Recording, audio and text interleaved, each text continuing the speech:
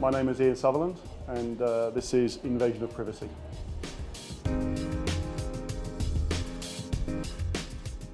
Well, this goes right back to when I was a 10-year-old child. I remember writing to my favourite author of the day, a guy called Malcolm Saville. He was very much in the vein of Enid Blyton, and he had a series of children's adventures called the Lone Pine Series Club. And I must have written to him. I don't really remember writing to him, but I did, because I still have the letter that he wrote to me, which is in handwritten, in fountain pen ink.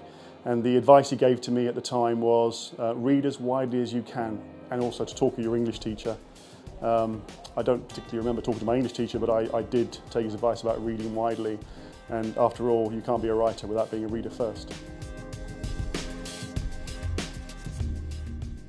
So, well, this book here is Invasion of Privacy. It's my debut novel.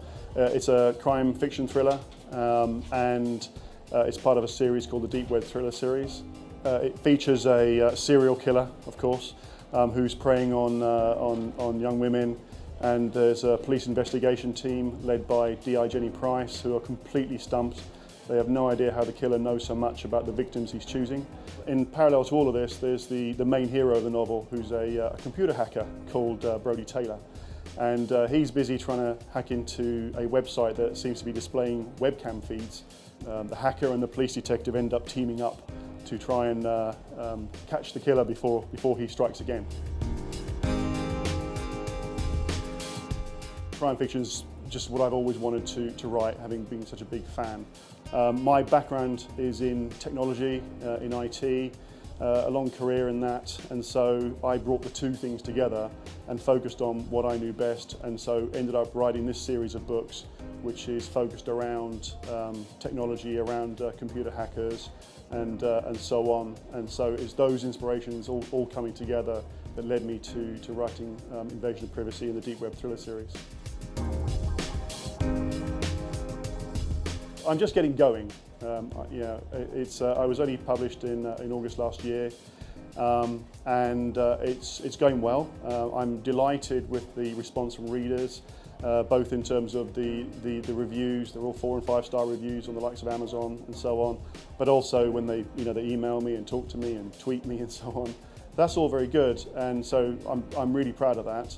The issue that most indie authors have with the amount of books coming out is being discovered in the first place, and for readers to take a chance on a relatively unknown author.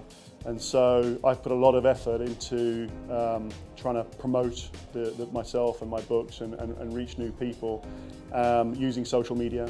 And as a result, I've ended up taking advantage of my kind of technology background again, and focus on Twitter.